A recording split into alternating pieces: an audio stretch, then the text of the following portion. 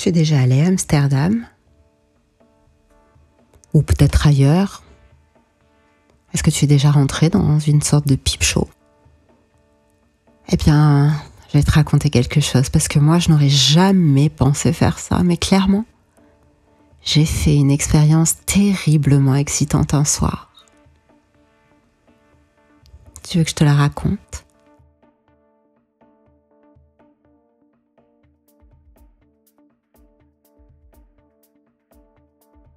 Si tu es déjà allé là-bas, tu connais l'atmosphère de cette ville fascinante, enivrante, un peu comme un mélange de liberté et de mystère, entre les vélos, les canaux tranquilles, et le soir, les vitrines éclairées de néon. Mon chéri et moi, on avait un peu bu, et puis on était à Amsterdam, alors on s'est laissé emporter par le jeu, dans cette ambiance électrique. On s'est jeté un pari un peu fou. Si moi je perdais, je devais entrer dans un pipe show et prendre place derrière la vitre pendant 30 minutes. Alors j'ai accepté, mais vraiment, j'étais sûre de gagner. Bien non, parce que bien, je revois encore le sourire amusé de mon chéri quand j'ai réalisé que j'avais perdu. Son regard était intense. Et je savais que je ne pouvais plus reculer. D'ailleurs, est-ce que j'en avais vraiment envie? La soirée était déjà bien avancée.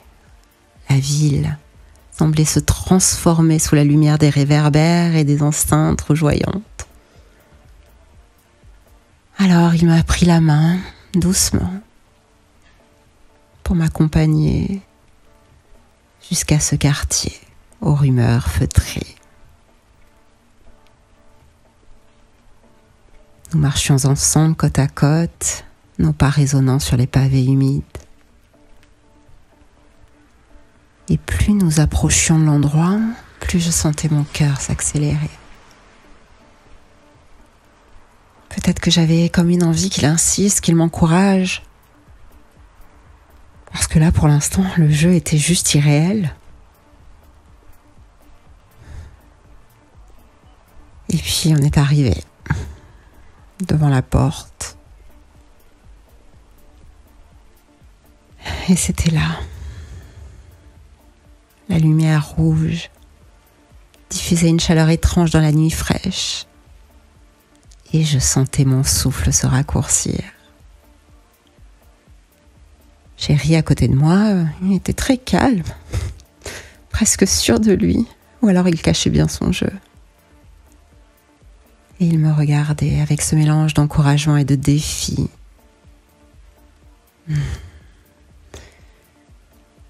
Et j'ai accepté le défi, j'ai franchi le seuil.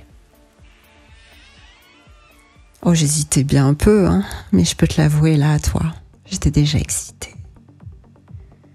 Et j'en mouillais ma petite culotte et j'en avais presque honte là. Mon cœur qui battait la chamade. Et puis il fallait pas qu'on me demande de parler parce que je perdais ma voix. Dedans, c'était à la fois cosy et provocateur. Il y avait de beaux rideaux de velours rouge, des sièges en cuir usé. Et tu sais, cette odeur un peu sucrée, un peu capiteuse, qui flotte dans ces endroits-là. On peut le dire, l'odeur du sexe, du foutre, de la débauche. Ça prend un peu la gorge, mais ça fait monter le désir. Mon désir, ça c'est sûr. Et celui de mon chéri aussi, je le sentais, à la façon dont il avait d'être là, juste derrière moi.